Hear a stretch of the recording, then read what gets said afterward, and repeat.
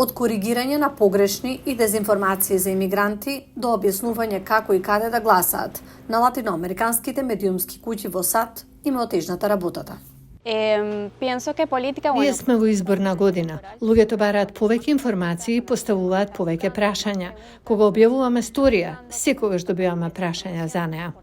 El Tempo Latino во Вашингтон известува за теми важни за латиноамериканската заедница во САД и ги користи социјалните медиуми за да допре до нивната публика. Во моментов сите содржини на телефон се многу важни, како и кратките видеа. Мислам дека тоа е најбрзиот и најефикасен начин да се допре до луѓето. Истражувачкиот центар Пју откри дека латиноамериканците претежно доаѓаат до вести преку интернет и социјалните медиуми. И една студија на Нилсен вели дека оваа заедница ги фаворизира WhatsApp, Telegram и Instagram. Публиката сака одговори, вели Хинстра. За да ги обезбеди на публиката потребните информации, El Tempo Latino користи алатки за проверка на факти или бара помош од својот партнер Fact Check. Основана во 2022 година, непрофитната организација следи погрешни и дезинформации во вестите во латиноамериканската заедница во САД. Пред изборите во ноември, латиноамериканците имаат многу предизвици, а оние од нас кои се обидуваме да им служиме и да ги информираме, исто така имаме предизвици.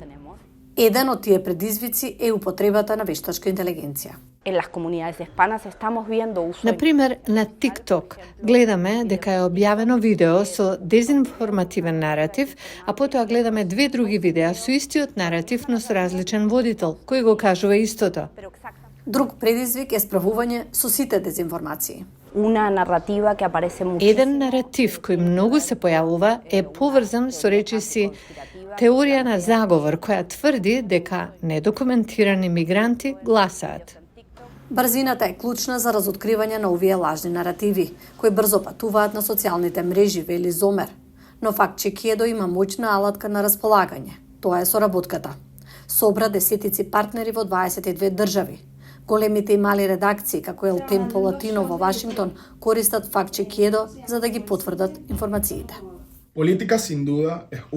Политиката без сомнение е тема каде што гледаме дека латиноамериканците се слабо информирани или се погрешно информирани, но гледаме дека нашата публика сака да чита и да учи.